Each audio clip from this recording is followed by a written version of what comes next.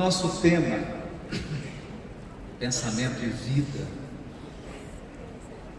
destinado a uma cultura de paz, nos faz recordar aquela frase extraordinária do Espírito Emmanuel, que está no capítulo 1 do livro Pensamento e Vida. Emmanuel diz assim: respiramos o mundo das imagens que projetamos e recebemos.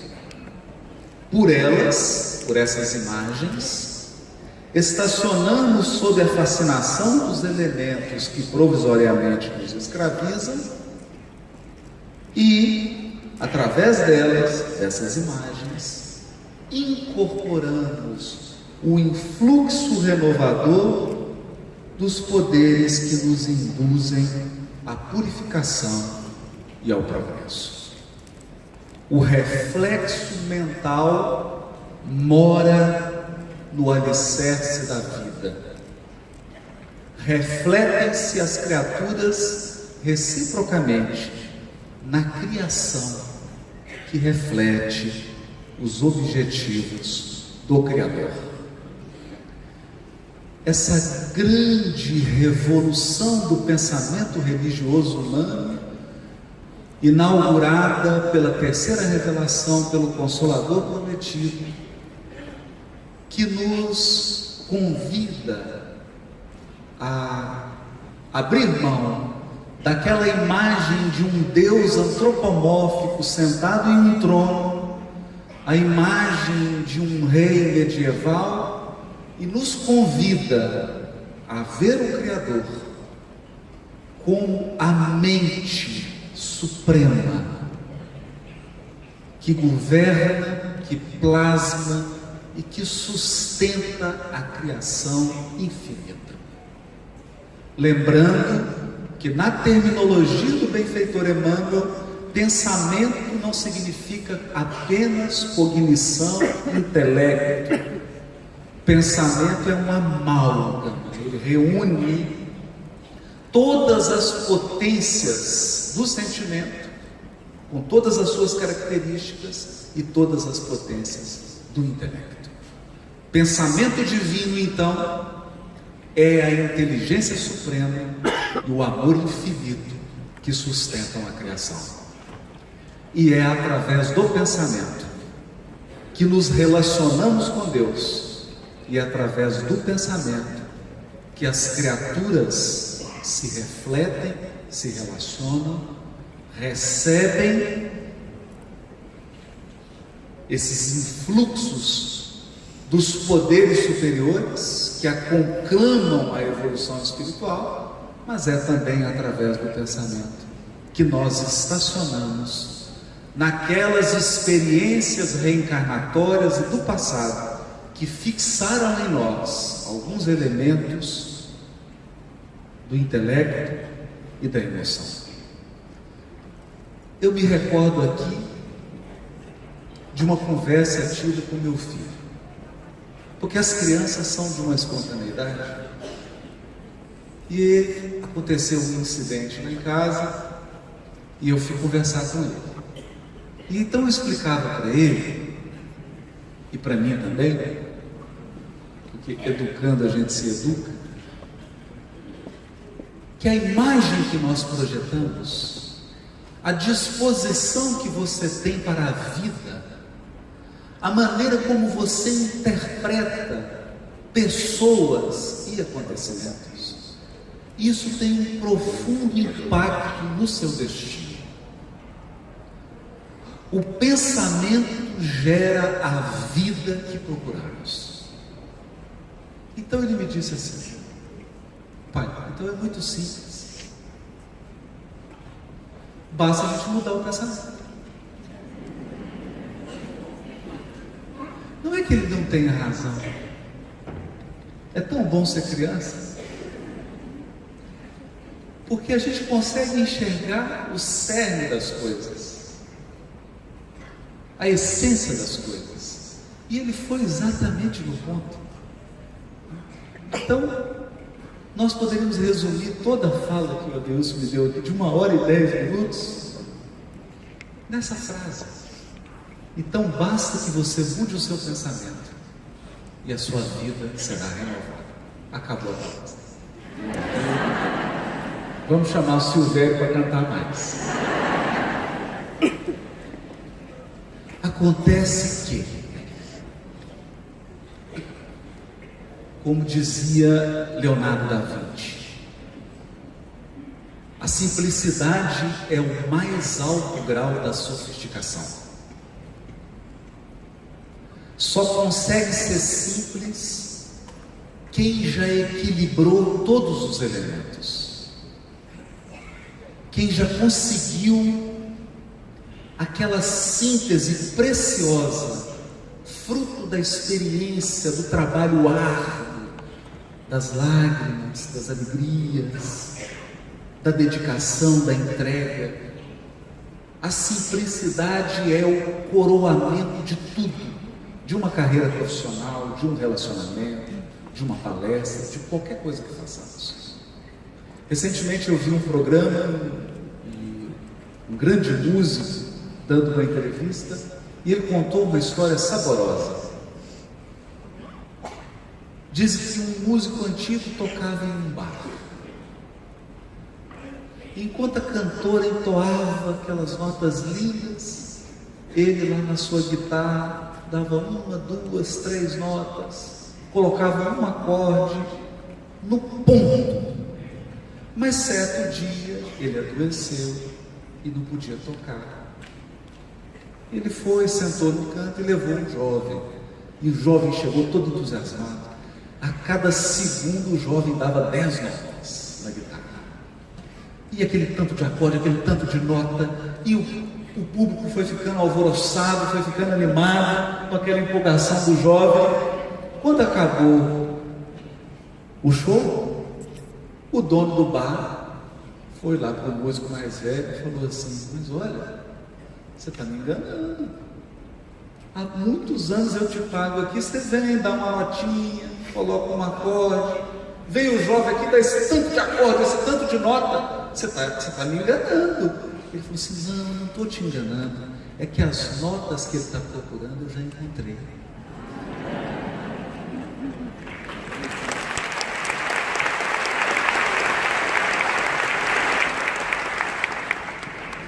O tema de hoje é um tema assim. São poucas notas, mas preciosas. Por que é tão difícil mudar o pensamento?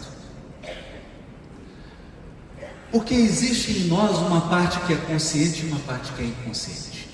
Há um texto enigmático, aliás, de resto, como todos os textos do Evangelho de João, mas especialmente esse do capítulo 8 do Evangelho de João. Jesus tem uma conversa franca, dura, e quando Jesus quer ser enérgico, ele sabe ser enérgico. Os fariseus o acusavam de heresia, de ser um revolucionário que vinha mudar os costumes, que vinha desrespeitar a revelação. E diziam isso na linguagem da época. Como que diziam isso para Jesus? Diziam a ele que ele não era filho de Abraão. O que significa não ser filho de Abraão? Não seguir as tradições do judaísmo, não se basear nos princípios da primeira revelação, não ler os livros de Moisés, etc, etc. E eles diziam para Jesus, então, que por ele não ser filho de Abraão, eles não iriam escutar. Então Jesus diz uma frase que eles não devem ter entendido nada, que é assim: antes que Abraão fosse, eu já era.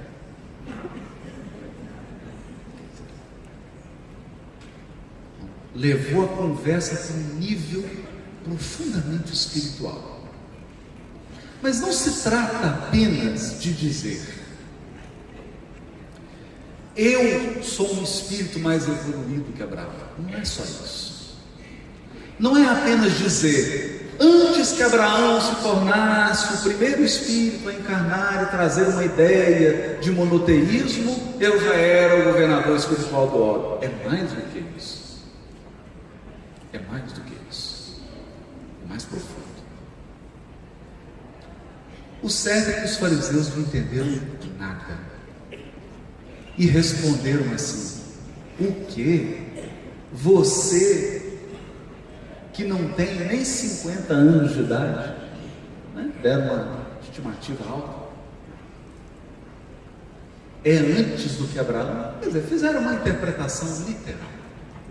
De fato, como a maioria de nós caíram nessa armadilha de interpretar textos simbólicos de forma literal, que é uma pena.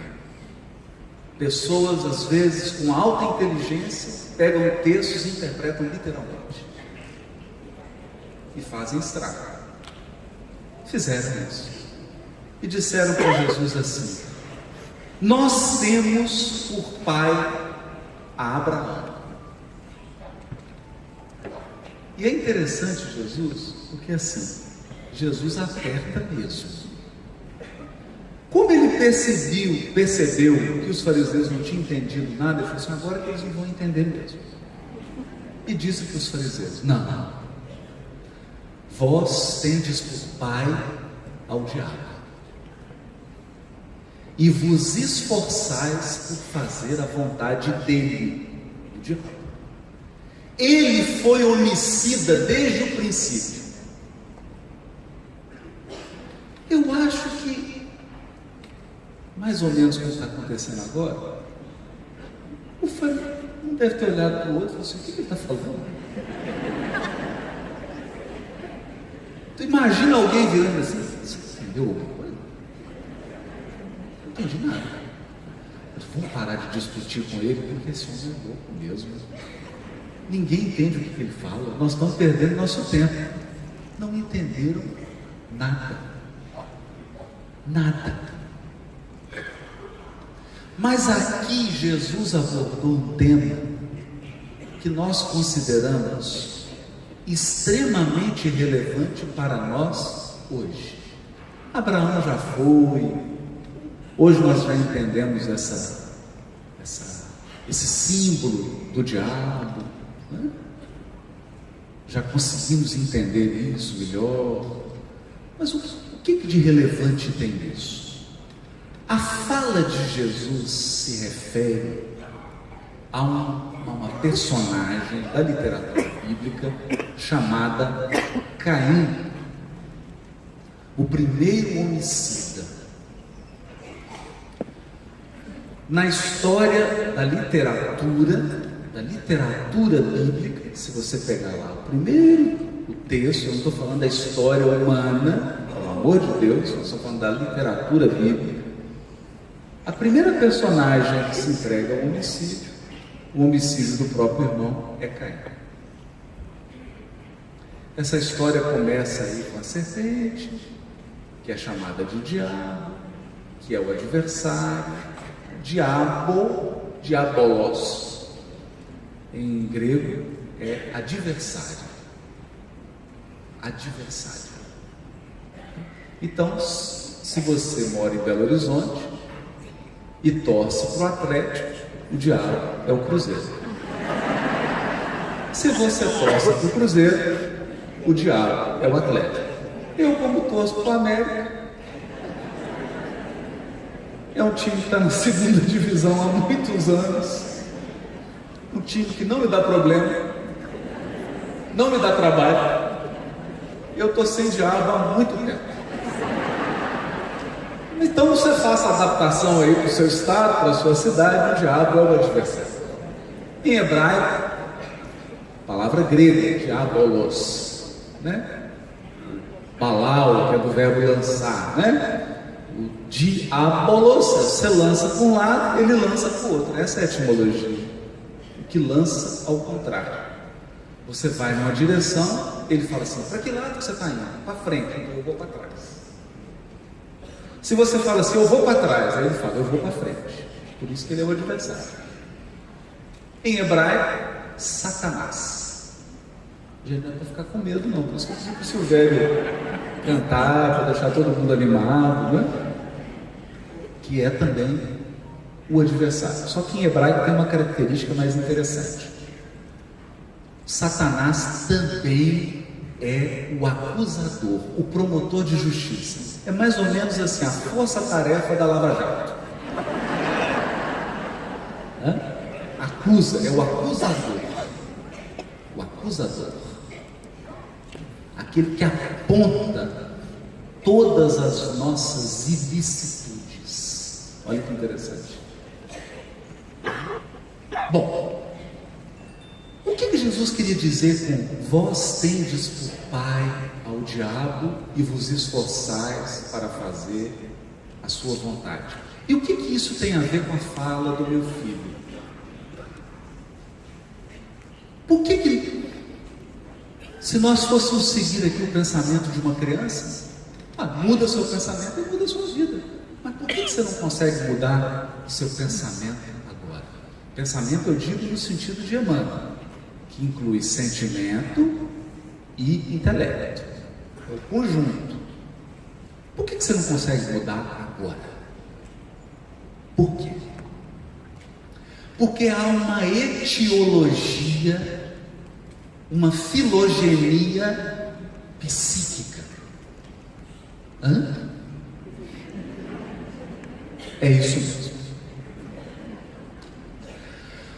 Hoje em dia, todo mundo viu o Rossandro falar, o Alberto, o pessoal que é da área, não é a minha área, mas esse tema tem tomado até os ambientes judiciais, né? Hoje as varas de família, na conciliação das varas de família, nós já temos constelação familiar.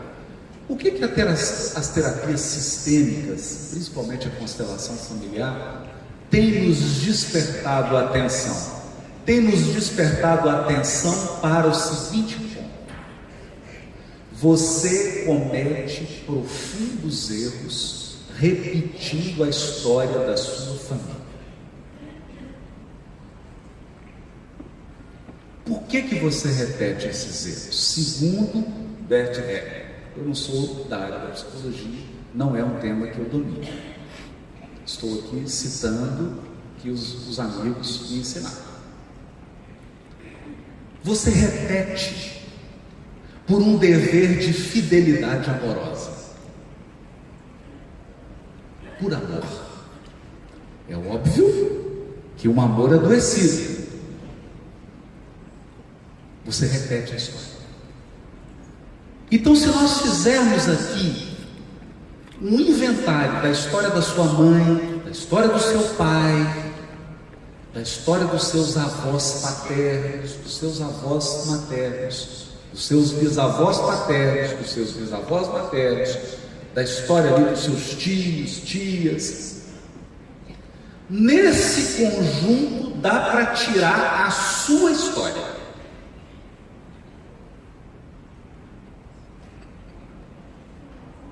E não raro, você está fazendo a mesma coisa. Principalmente, a gente repete a história daqueles que a gente menos quer repetir a história.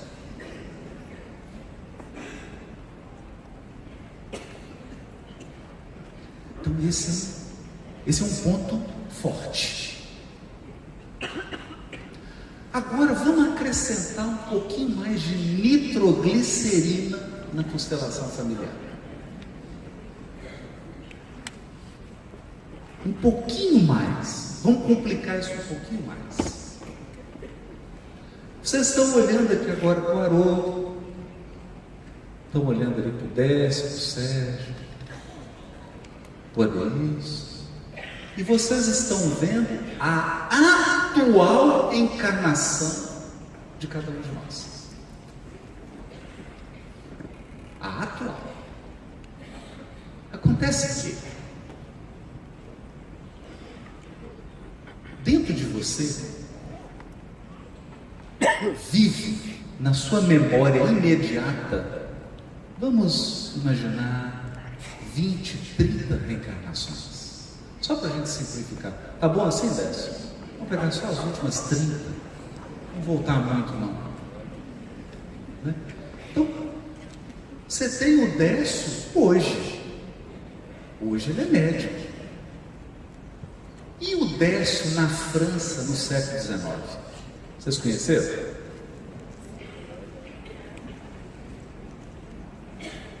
Só que esse Décio, não era Décio, é outro nome, né? François, tá bom assim? Jean, né? Esse está vivo nele.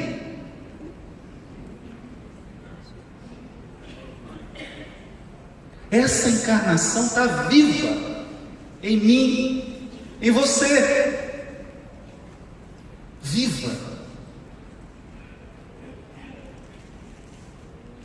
E a memória tem uma coisa fantástica. Você só se lembra daquilo que te emocionou profundamente. Então, se eu te perguntar assim, o que você tomou de café da manhã, dia 4 de abril de 2003? Você não vai lembrar, claro. Não é? Mas se eu te falar assim, que dia desencarnou aquele seu parente que você adorava, que era uma referência para você? Você fala o dia, você fala a hora, você lembra do tempo, você lembra do clima. Então significa que a nossa memória reencarnatória ela é seletiva. A gente, olha a palavra bonita do irmão, porque se eu fosse falar aqui, eu ia usar um vocabulário, porque Kardec diz que você reconhece o nível do espírito pela linguagem dele. Então eu não vou usar a minha, vou usar a do Emmanuel. Emmanuel diz assim: estacionamos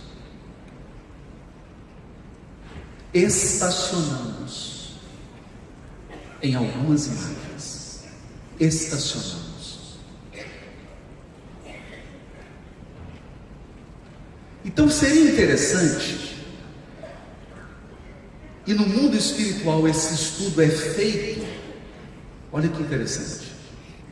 Os amigos espirituais pegam assim suas últimas 5 encarnações e avaliam como são seus relacionamentos afetivos. Você vai ver que é a mesma coisa nas últimas 5 encarnações.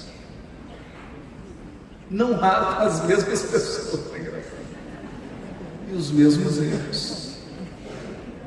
É isso que Jesus quis dizer: vós tendes por pai ao diabo. Quem que está inspirando o seu psiquismo? É seu passado?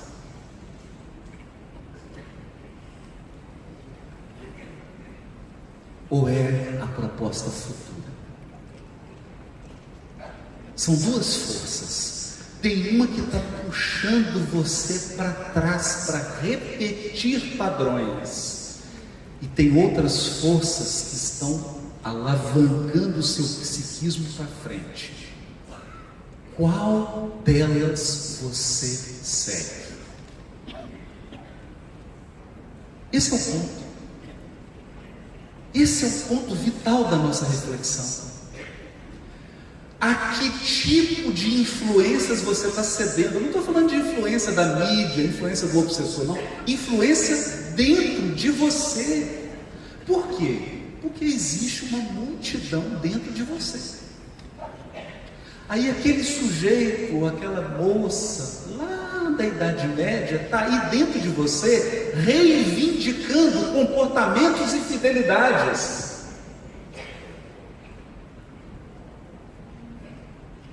Muitos de nós, companheiros espíritas, estamos aqui no espiritismo, ocupando cargos do movimento espírita e agindo como inquisidores da Espanha.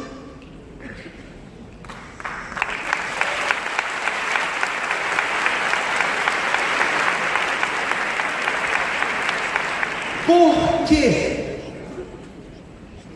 Por fidelidade psíquica. Fidelidade psíquica. Você não quer fazer diferente. Você sabe que tem que fazer diferente, mas não quer fazer diferente. E aí nós chegamos na reflexão do meu filho. Muda como? Sabe por que não é tão fácil mudar? Pelo seguinte: tem uma coisa no computador que é engraçada. O que você fala assim, o computador está com vírus, né? Não é um vírus. Você vai medicar seu computador, né? O vírus é um programinha. Quando você liga o seu computador, tem um programa que está rodando na tela, é o que está aparecendo. Você abre o editor de texto, você começa a escrever o texto, mas existe um programinha que roda por trás. Por trás. Esse programinha que roda por trás são aquelas, na linguagem de Emmanuel, abre aspas, aquelas imagens em que estacionamos sob a fascinação dos elementos provisórios que nos escravizam, ou que nos escravizam provisoriamente. Tem um programinha que está rodando. Então, simples. O que a constelação familiar consegue já captar? Você chega numa família e olha assim: o avô era violento, o pai é violento, o filho é violento.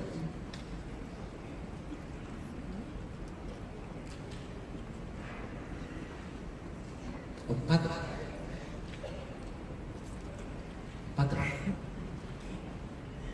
Acontece que, por não terem os conhecimentos da imortalidade da alma, da reencarnação e da evolução espiritual,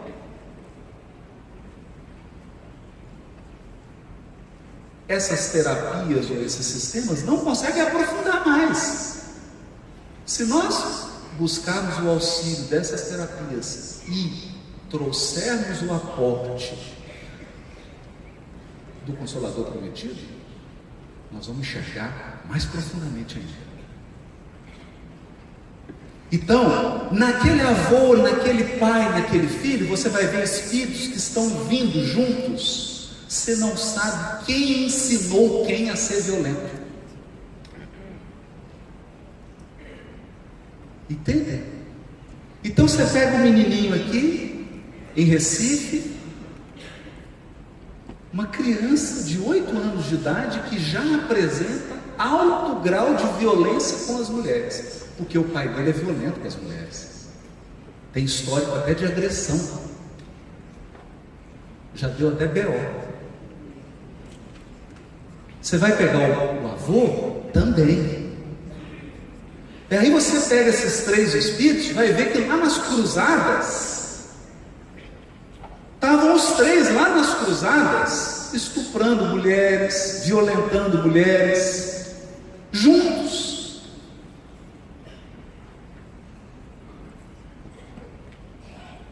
Então existe um programinha dentro do Haroldo, existe um programinha dentro de você, rodando por detrás.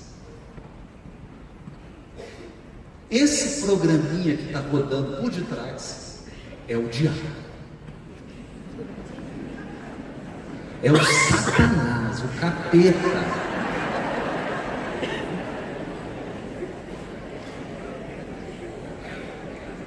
Eu tenho uma saudade do Satanás com chifre, pata de bode. Esse Satanás é muito simples, gente. Esse Satanás que parece com chifre, aquela cara, isso era Fred Krueger, você fala, eu estou acostumado. Isso aí não dá medo nem criança mais. Chega com uma pata de bode, um rabo de não sei o quê, uma pena de... Que saudade dessa época do Satanás. O diabo difícil são esses programinhas que estão aí dentro de você. Então, por exemplo, pode ter um programinha rodando, você não vê, você não percebe esse programa, que é vou dar um exemplo, milhares, né? Vários exemplos. O programa da vítima. O programa da vítima. Então o que faz? Sem que você perceba, você adota comportamentos em que você sempre se faz de vítima. E aí o que acontece? A sua vibração espiritual é assim: ei, por favor, me agrida, que eu preciso ser vítima. Fecha a cara para mim, me cumprimenta mal, faz alguma coisa para eu me sentir vítima, porque senão meu dia vai ficar incompleto. Eu cheguei aqui, essa cantoria toda, essa música, esse sol lindo, esse clima de praia, tem que ter um toque de vítima. Eu preciso disso para viver. E aí você começa a adotar comportamentos em que você atrai circunstâncias e pessoas. Atrai circunstâncias e pessoas para confirmar o seu programinha que está rodando por detrás. Por detrás. Por isso Emmanuel vai dizer assim: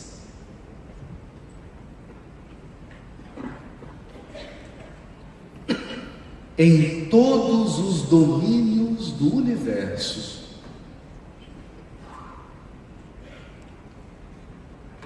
vibra, pois, a influência recíproca.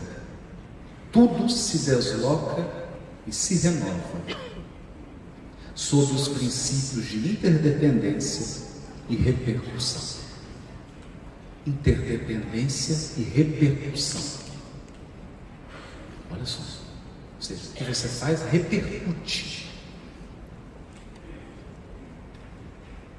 O reflexo esboça a emotividade. A emotividade plasma a ideia. A ideia determina a atitude e a palavra que comandam as ações. Então, na base está sempre um aspecto emotivo, que é onde nós fixamos, que é onde nós estacionamos. É onde nós estacionamos. É aquela couraça que nós criamos. Aqui é que é difícil mexer. Porque mudar a concepção, ideia, não é tão difícil. A questão é que toda ideia tem um conteúdo emotivo e tem um compromisso por trás dela. Por isso que é difícil mudar. Por isso que é difícil mudar um pensamento. Por que é difícil mudarmos a cultura de violência?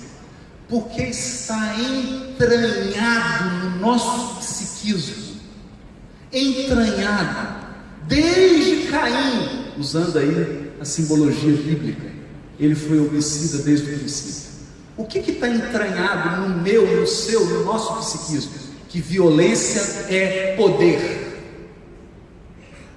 Se você não conseguir com a educação, vai na força, não é assim? Está entranhado.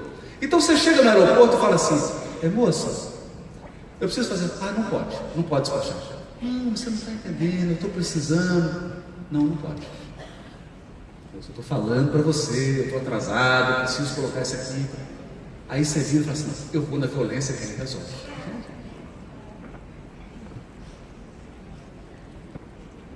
Então existe um compromisso psíquico de todos nós com a violência. Porque são milênios usando a violência para resolver as coisas, para desatar os nós.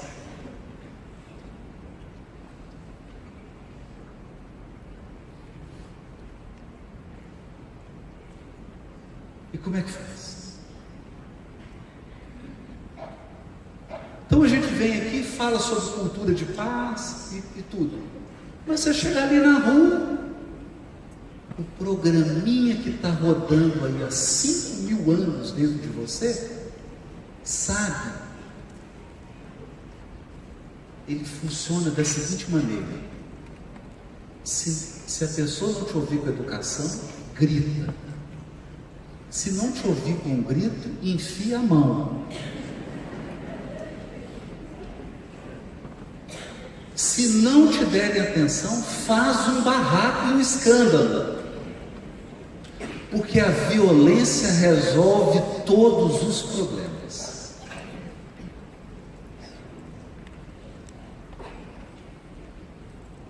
É isso. Fazer esse mergulho e descobrir quais os programas estão rodando por baixo, aí é muito difícil, gente. É muito difícil. É muito difícil. Vocês querem ver uma coisa? Eu vou dar um exemplo mais prático aqui do intricado das relações. Do intricado das relações. Um exemplo familiar. Não da minha, claro. O que me faz lembrar um filme do Woody Allen, chamado Poderosa Afrodite. Está tendo um diálogo interessantíssimo. O sujeito chega e fala assim: pai, você não acredita, a minha irmã enlouqueceu totalmente. É mesmo? Ela pensa que é uma galinha. Pô, então por que você não interna ela? Porque eu preciso dos ovos. Então, nós tivemos contato com uma dinâmica familiar que era assim: a mãe e a filha.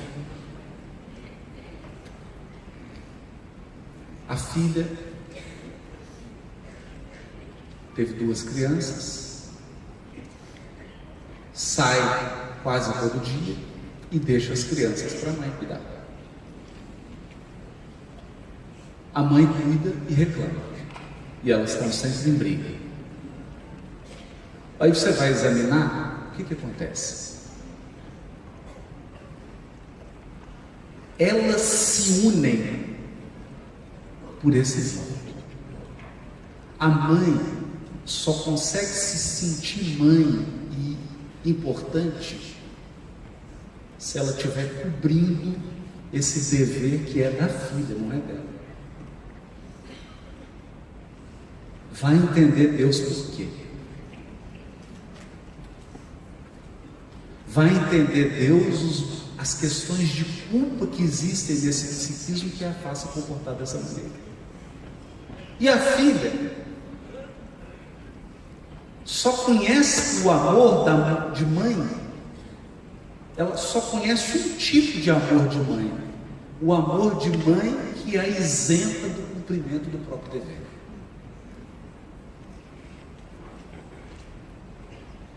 Então é um amor adoecido, mas não adianta. Então você vai chegar lá, vai falar de Espiritismo, vai ler as 1019 questões do Livro dos Espíritos, elas vão ouvir, que bonito, né? Que coisa linda essas questões do Livro. É muito bonito Deus, inteligência suprema, causa primária de todas as... Que coisa linda. Aí acaba o semestre, ela volta para casa, qual que é o amor de mãe que ela sabe dar? O amor de mãe que tira o dever da filha e assume um dever que não é dela. E a filha só sabe ser amada de um jeito: da mãe que não lhe dá autonomia, que não lhe incute responsabilidade, que assume as suas responsabilidades. E é esse amor que vincula as duas. E se você chamá-las para fazer palestra aqui, elas vão subir aqui e vão falar: mãe não deve assumir os deveres da filha.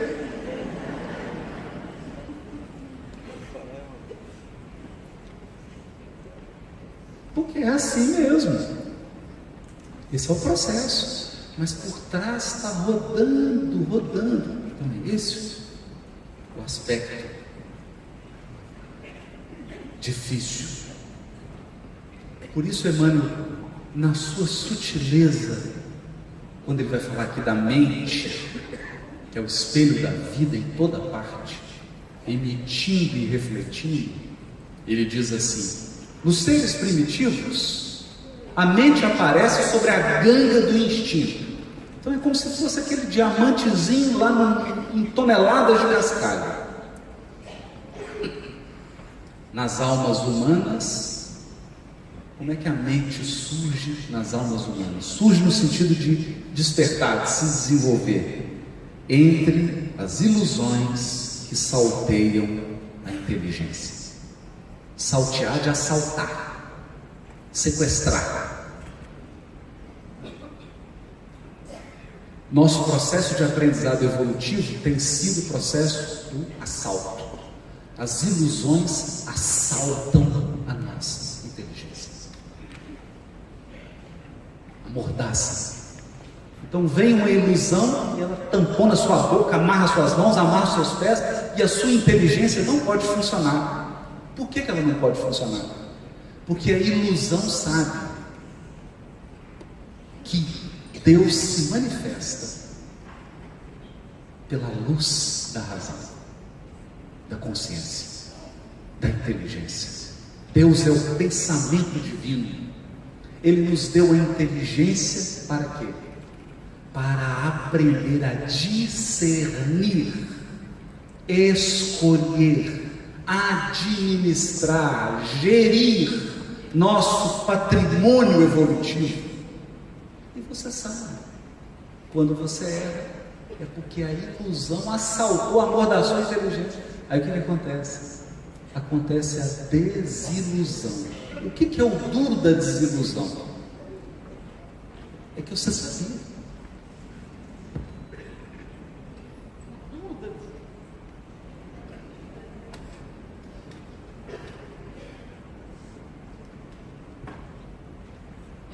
O duro da desilusão é que quando ela vem, você olha e fala assim: alguém pode entrar lá no quarto e desamarrar a minha inteligência?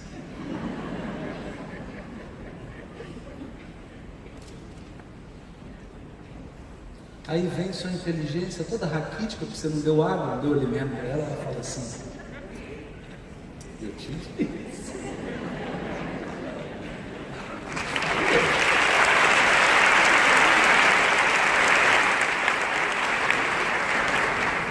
Eu acho interessante a metodologia do Santo Agostinho, no Livro dos Espíritos, que ele diz assim: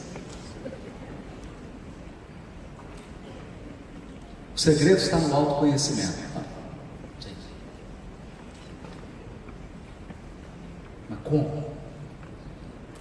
Como? E aí ele é preciso. Porque às vezes a gente precisa de uma prática para entender a teoria. Antes de dormir, faz o exame do seu dia para você detectar os programas que rodaram por baixo.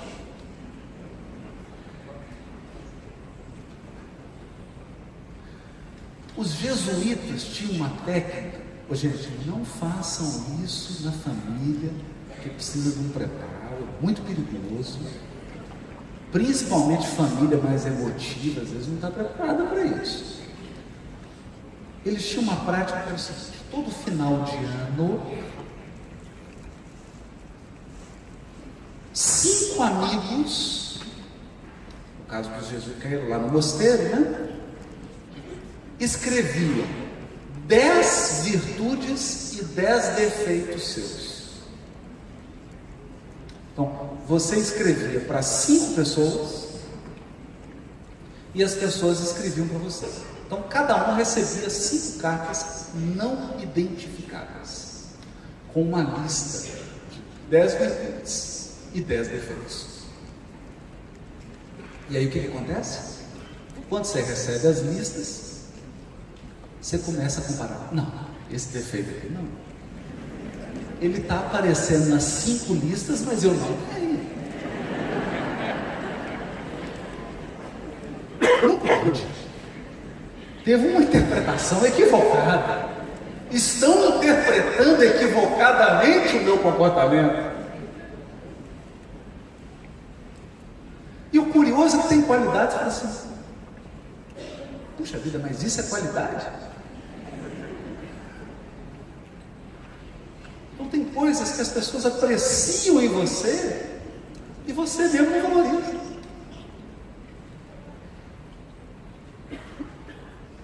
E tem coisas que você não vê. E tem uma técnica interessante, porque ela ajuda a ver o programinha que roda por detrás de você. Mas nós não viemos aqui apenas para desanimar. Viemos também para trazer uma mensagem de esperança. De esperança. Por quê? Se existe um elemento hoje absolutamente perigoso, eu vou dizer algo aqui. Eu tenho ficado assustado. Primeiro, com o número de suicídios. Isso já tem sido falado muito na tribuna espírita, mas nós estamos vivendo, nós que trabalhamos com a exposição, vivemos isso, pessoas que estão chegando e dando depoimento. O suicídio está se alastrando. Não deu nem tempo de falar isso com o Décio, com o Sérgio, que eu estou conhecendo agora, mas uma companheira que coordena uma das áreas da medicina da UFMG me procurou e falou assim, meu amigo, nós precisamos fazer alguma coisa. O índice de suicídio de acadêmicos de medicina está assustador. E quando um suicida, eu percebo que metade da turma está querendo suicidar.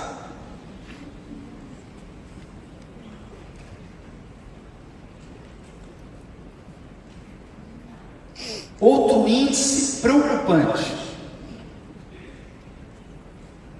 os processos de tristeza mórbida. Porque ficar triste é natural. Você tem que ter um momento de ficar triste, senão você não tem saúde.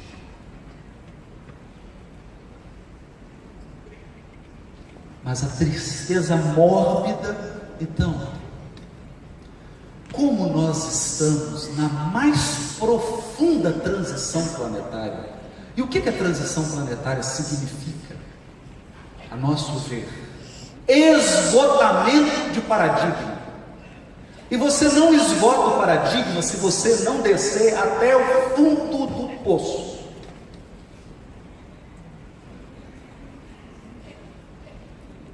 Não esgota. Nós estamos vendo isso aí agora na política brasileira. Um paradigma, ele não acaba fácil. Porque o mal, ele não cede com facilidade. Então o mundo ainda vai precisar viver muito sofrimento para se desapegar de certos valores, e um deles é o valor da violência. Um deles é o valor da violência. Nós estamos vendo isso na política internacional, principalmente com o problema da Coreia do Norte. Estamos vendo isso em vários elementos. As pessoas, os líderes mundiais ainda acreditam que vão resolver na violência. Só que agora não é mais soco, agora é bomba atômica.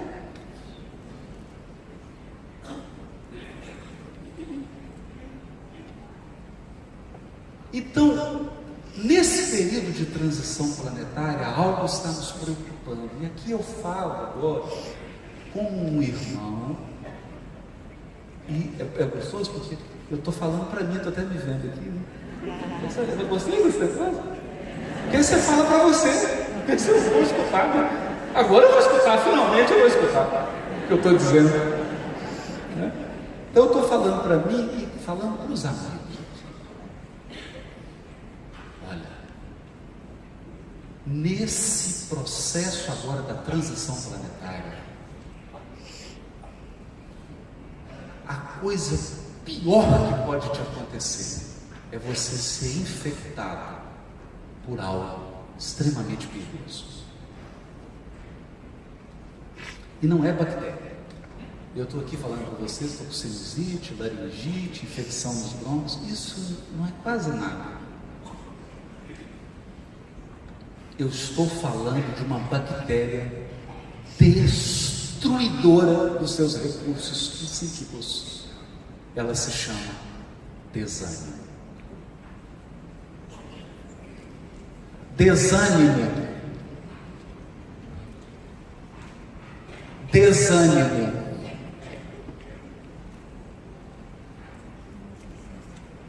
Então, se nós realmente desejamos a paz, se nós realmente queremos atravessar e chegar, porque a terra chegará à regeneração. A questão é se você chegará lá à terra. Porque o progresso dos mundos é uma lei universal. E a lei do progresso não faz concessões a indivíduos. A lei do progresso não faz concessões a indivíduos. A lei de progresso não negocia com você. Ô Haroldo, você quer que pare o progresso dos mundos para você se adaptar, para você pegar o ritmo? Não. Isso não acontece. O progresso é uma lei cósmica dos universos, e o universo tem o ritmo dele. É para isso que existe repetição de ano. A quinta série vai para a sexta. E o que pode acontecer com você? Repetir a quinta. A escola não vai parar para te esperar.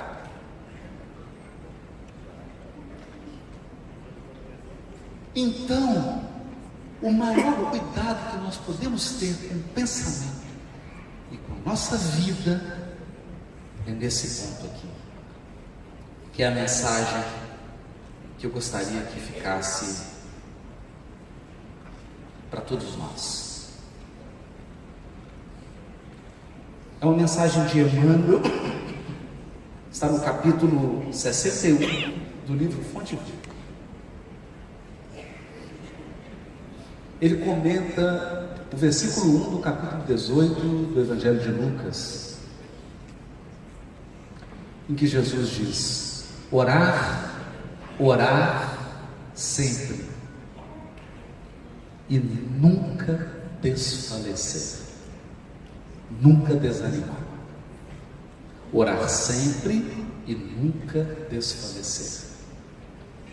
E aí Emmanuel começa dizendo: não permitas que os problemas externos, inclusive os problemas do seu próprio corpo, te inabilitem para o serviço da tua iluminação. O problema da política brasileira é o problema da corrupção, o problema do urbanismo, o problema da violência, o problema do assalto, o problema da doença, o problema de todos os problemas externos, e nós vamos conviver com eles. Mas não permitas o problema da família, do seu pai, da sua mãe, da esposa, dos filhos, casamento, dinheiro, profissão, eles estão aí. Mas não permitas que esses problemas interfiram no teu processo de iluminação espiritual. Interfiram de que maneira? Te inabilitando, tornando você inábil para a iluminação individual. Pode acontecer? Pode. Pode. Você pode simplesmente perder a sua atual encarnação se você se tornar inabilitado para o teu processo de iluminação. Porque o que vai acontecer? Aí acabou. Nada vai te auxiliar a melhorar. Nada.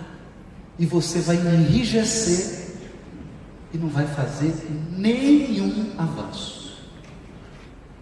O processo da tua iluminação espiritual fica profundamente prejudicado. Enquanto te encontrares no plano de exercício, qual a crosta da terra, sempre serás defrontado pela dificuldade e pela dor. Plano de exercício. Esse aqui é bonito. Encarnar é vir para o Enem. A aula você já teve. Você já assistiu ao curso regulamentar. Foi antes de você encarnar. Quando você se corporifica na Terra, você veio para o plano do exercício, da demonstração. Agora, quando você abre a prova do Enem, o que você encontra? Respostas ou perguntas? Perguntas. Então, quando você está encarnado na Terra, o que você encontra? Dificuldade e dor.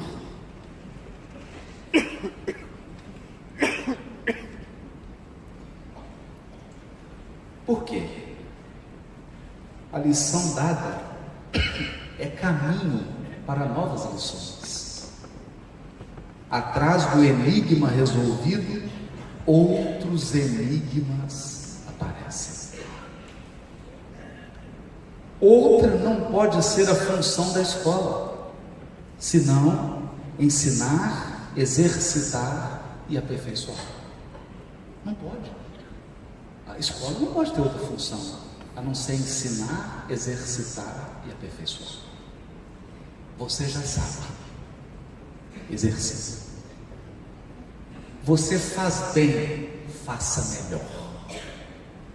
Você não sabe, aprenda. Você não vê, enxerga. É para isso que a gente vê. Enche-te, pois, de calma e de bom ânimo. Emmanuel é duro em todas as situações. Eu só não gostei desse da vírgula aqui. Enche-te depois de calma e bom ânimo, vírgula, em todas as situações. Puxa vida, né? Em todas as situações. Enche-te de calma. Calma. Calma. A beleza do Espiritismo é que ele nos ensina uma coisa. Olha, tem problemas que não serão resolvidos nessa vida. Então, sossega.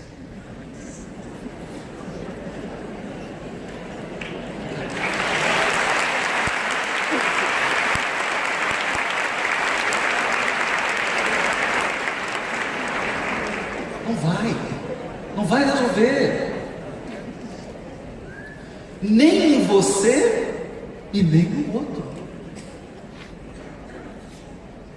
Não vai. Por quê?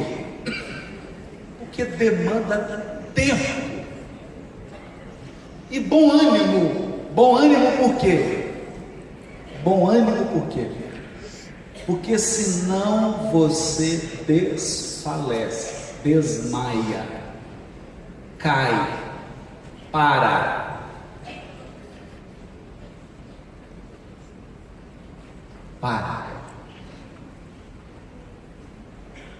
E aí é o seguinte, é triste você permitir, eu, Haroldo, permitir que os obstáculos sejam maiores do que nós.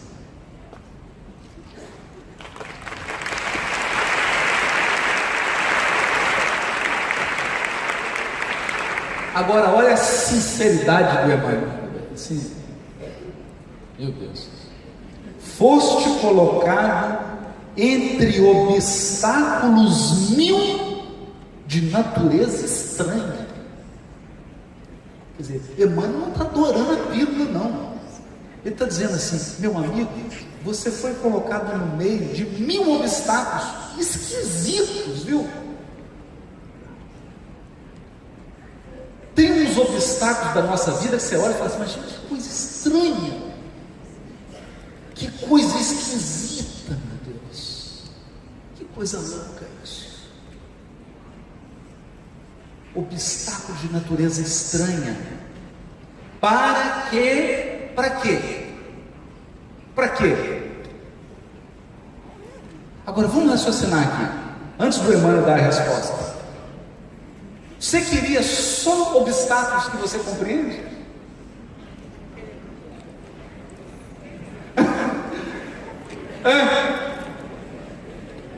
Eu chamo aqui o Sérgio, o Décio, e começo a fazer uma prova para os dois aqui, só com questões básicas de medicina.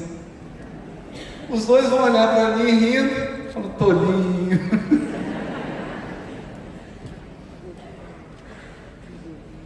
Entende? Então, enquanto eles estão dando aula lá, o aluno está no primeiro semestre, está lá o cabelo arrepiado, e os dois estão lá tomando café, lendo o livro dos Espíritos, e os alunos lá fazendo a prova.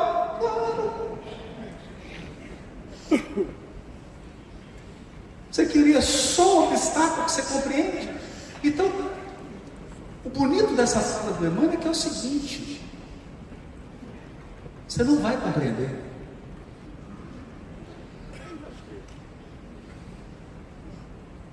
Tem problemas, você não vai compreender. Você vai superar. Compreender é mais tarde.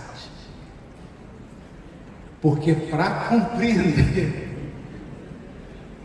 você vai ter que assistir assim umas 3 semanas de vídeo de encarnação passada, 16 horas por dia. Você senta numa sala, você é bonito, gente. Você coloca um psicoscópio assim, o negócio projeta numa tela e começa a passar as suas vidas. Vem cá. Isso aqui é lá em Roma, a primeira vez que você encontrou com essa criatura. Olha como é que vocês encontraram. Igualzinho encontrei agora. Acompanhar aqui que vocês vão encontrar mais 30 vezes. Eu falo: não dá para tomar um café antes? Não, não tem nada. Tem aqui. Se a pressão subir do perispírito, a gente, né? E aí você vai entender. Então você foi colocado entre obstáculos de 1000 de natureza estranha, para que, vencendo inibições fora de ti, aprendas a superar as tuas limitações.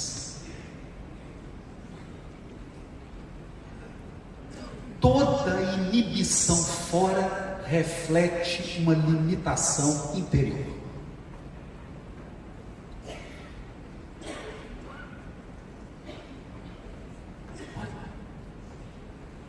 Espanhol não é difícil de aprender. O problema é a minha limitação interna. Aprender o idioma não é difícil. Difícil é a minha limitação. Então, as inibições exteriores têm um propósito: nos auxiliar a vencer as limitações interiores. Porque um espírito puro é um espírito que venceu profundas e gigantescas limitações interiores. Alargou seus horizontes cognitivos e emocionais. Olha, gente, para um anjo deprimir, o mundo tem que acabar 3 vezes. Porque ele tem a força emocional de um diamante.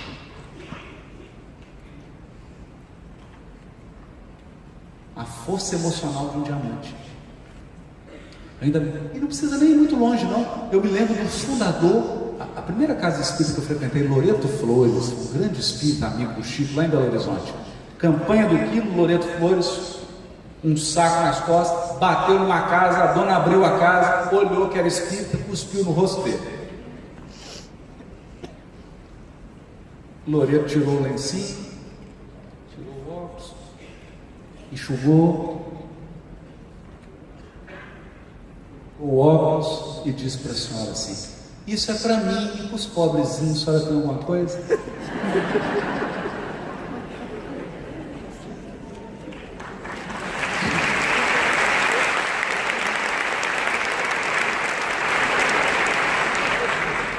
Enquanto a comunidade terrestre não se adaptar à nova luz, respirará cercado de lágrimas inquietantes, de gestos impensados e de sentimentos escuros. Dispõe-te a desculpar e auxiliar sempre, a fim de que não percas a gloriosa oportunidade de crescimento espiritual. Lembra-te de todas as aflições que rodearam o espírito cristão no mundo desde a vinda do Senhor. E aí começa a listar. Onde está o sinédrio que condenou o amigo celeste à morte? Onde os romanos vaidosos e dominadores?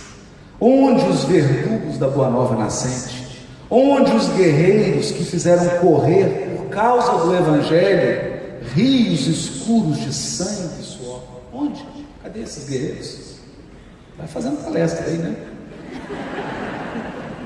Onde os príncipes astutos que combateram e negociaram em nome do renovador crucificado? Onde as trevas da Idade Média?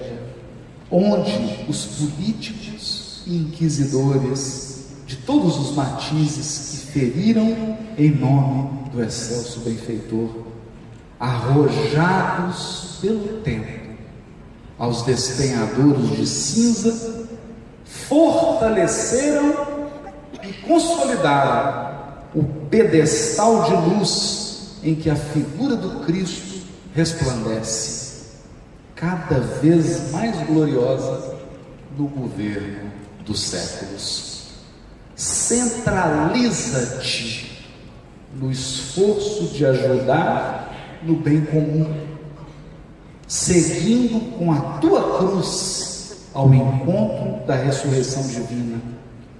Nas surpresas constrangedoras, olha que frase linda do Emmanuel, nas surpresas constrangedoras, porque algumas vão te constranger. Nas surpresas constrangedoras da marcha, recorda antes de tudo que importa orar sempre, porque a oração é a conexão mental com as esferas superiores do progresso, do amor e da inteligência. Orar sempre, trabalhando, servindo, aprendendo e amando, e nunca desfalecer. Vamos cair na frente, vamos embora.